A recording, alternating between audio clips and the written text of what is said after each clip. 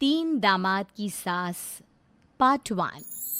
कावेरी जी के पति का देहांत हुए काफ़ी वक्त हो गया था। कावेरी जी की 3 बेटियां थीं, ईशा, मोहिनी और सुहाना। तीनों ही काफ़ी होशियार और नौकरी करने वाली थी। लेकिन उन तीनों से कावेरी जी इतना प्यार करती थी कि उनकी शादी की उम्र होने पर भी उन्हें पराये घर भेजने का उनका मन ही नहीं हुआ। अरे तुम तीनों मेरे कलेजे का टुकड़ा हो। जब भी तुम्हारी शादी के बारे में सोचती हूँ ना, बड़ा डर लगता है। सही कहती हो मम्मी, हम भी आपसे बहुत प्यार करते हैं। हाँ, मम्मी पापा के जाने के बाद अब बिल्कुल अकेली हो गई हैं। और मम्मी, अगर हम तीनों शादी करके चले गए तो आपका ख्याल कौन रखेगा? लेकिन अपनी खुशी की वजह से मैं तुम तीनों को बिना शादी के भी तो नहीं देख सकती ना बेटा। समाज के हिसाब से देखे तो यह भी गलत होगा और मैं ऐसा कुछ नहीं चाहती। लेकिन तुम तीनों से दूर होने के बारे में सोचती हूँ तो अजीब सा लगता है। लेकिन मम्मी, हम आपको इस तरह अकेला छोड़कर नहीं जा सकते। एक काम करते हैं मम्मी, शादी के बाद ना आप मेरे साथ मेरे ससुराल में चलना और मेरे साथ ही रहना। अच्छा, और तेरी सास मुझे रहने देगी तेरे ससुराल में? अरे बेटा, वहाँ ऐसा नहीं होता। बेटी की माँ कभी अपनी बेटी के ससुराल जाकर नहीं रह सकती। एक काम करते हैं माँ, आप ईशा और सुहानी की शादी कर दीजिए और मैं हमेशा आपका बेटा बनकर आपके साथ ही रहूंगी। मुझे नहीं करनी शादी। अरे मेरी बेटियां मुझसे कितना प्यार करती है, मेरी वजह से अपनी पूरी जिंदगी दांव पर लगाने को तैयार है। लेकिन मैंने ना इससे भी एक अच्छा उपाय सोचा है। क्या मम्मी? अगर आपके पास कोई सोल्यूशन है तो फिर क्यों परेशान हो आप? बताइए, क्या करना चाहती हैं आप? मैंने सोचा है कि अखबार में इश्तिहार देकर तुम तीनों के लिए 3 घर जमाई दामाद ढूंढ लूंगी। वैसे भी नौकरी तो तुम तीनों अच्छे से कर लेती हो, कमा भी अच्छा खासा लेती हो। कोई भी लड़का तैयार हो जाएगा तुमसे शादी करने के लिए। अरे मम्मी, ये हुई ना बात। इससे हमें आपसे दूर भी नहीं जाना पड़ेगा और आपको अकेला भी नहीं रहना पड़ेगा। हाँ मम्मी, ये बहुत अच्छा तरीका है। मैं तो कहती हूँ आज ही अखबार में ऐड निकलवा देते हैं। बिल्कुल, आज ऑफिस जाते वक्त मैं ये काम कर दूंगी। और कुछ ही दिनों के बाद कावेरी जी को 3 घर जमाई दामाद विवेक, सुमित और अविनाश मिल जाते हैं और वो उन तीनों लड़कों से अपनी तीनों बेटियों की शादी करवा देती है। शादी के कुछ दिन के बाद, अरे अब शादी हो गई, छुट्टियां खत्म, तुम तीनों जाकर नौकरी करो, कुछ काम करो। अरे मम्मी जी, कमाल करती हैं आप। अब घर जमाए इसलिए थोड़ी ना बनाए कि हम बाहर जाकर नौकरी करें। मम्मी जी, मेरा तो घर जमाई बनने का मकसद ही यही था कि कमाने वाली बीवी मिल जाए। बाहर जाकर काम करने से तो मेरा दिल घबराता है। घर का कोई काम है तो बता दीजिए मुझे। अगर ऐसी बात है तो शाम का खाना बनाओ। मेरी बेटियां नौकरी से थकी हारी आती है, अब नौकरी नहीं कर सकते तो कोई बात नहीं, घर का काम करो तुम लोग। मैं तो घर का काम करने में बहुत खुश हूँ। बस ये बाहर धूप में निकलना, रास्ते में जाना, नौकरी करना, ये सब मुझसे नहीं होता। बिल्कुल ठीक कह रहा है सुमित। अरे गर्मी में, बारिश में, सर्दी में घर से निकल कर जाना और उधर बॉस की चिक चिक सुनना, इससे बढ़िया तो यह है कि मैं घर में झाड़ू पोछा कर लूँ। ठीक है, फिर तुम झाड़ू पोछा करना। अविनाश शाम का खाना बनाएगा और विवेक तुम सुबह का नाश्ता और खाना बनाओगे। मेरे तीनों दामाद घर संभालेंगे और बेटियां नौकरी करेंगी।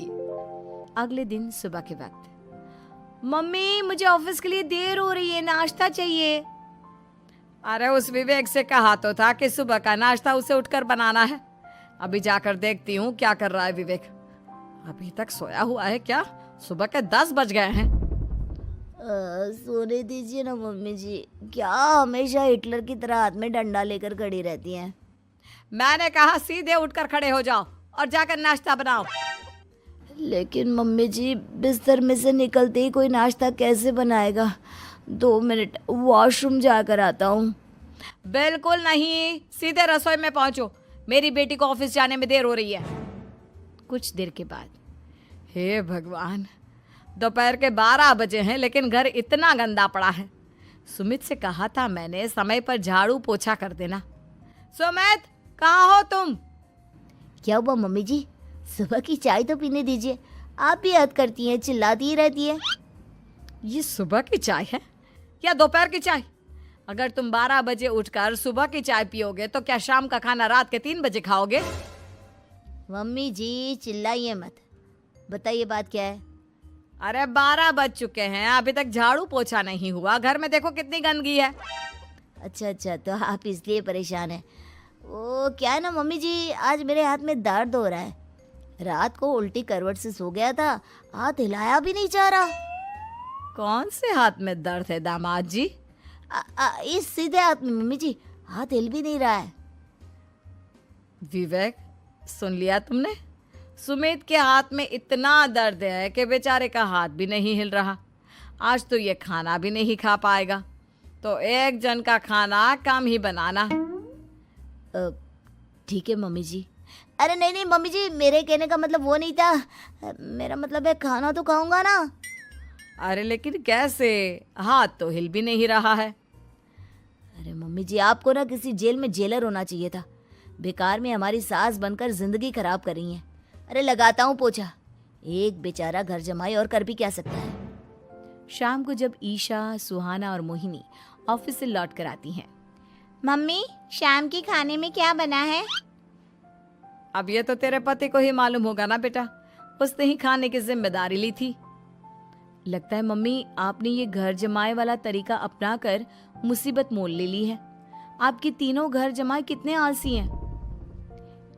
मेरे वाले को देखो, दोपहर के 12 बजे सुबह की चाय पीता है और काम क्या करना चाहता था? घर का झाड़ू पोछा। मम्मी बता रही थी कि आज उसने घर का झाड़ू पोछा शाम के 5 बजे किया था। अब क्या बताऊं बेटा, सुबह से हाथ दर्द का बहाना करके बैठ गया था। कहता है हाथ में बहुत दर्द हो रहा है, हिला भी नहीं जा रहा। सब बहाने मम्मी। ये तीनों घर जमाए मिलकर ना बस बैठकर खाना खाना चाहते हैं, काम धाम तो बिल्कुल नहीं करना चाहते।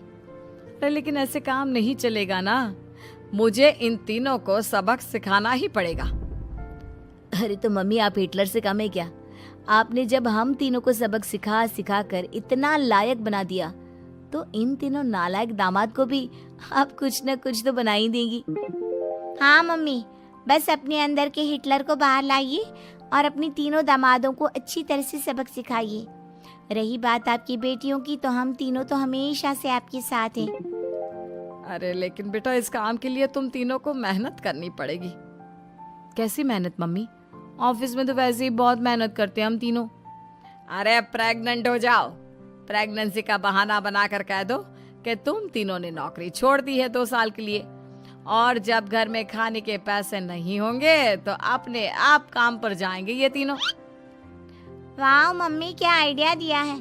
मैं तो कल ही जाकर कहने वाली हूँ कि मैं प्रेग्नेंट हो गई हूँ।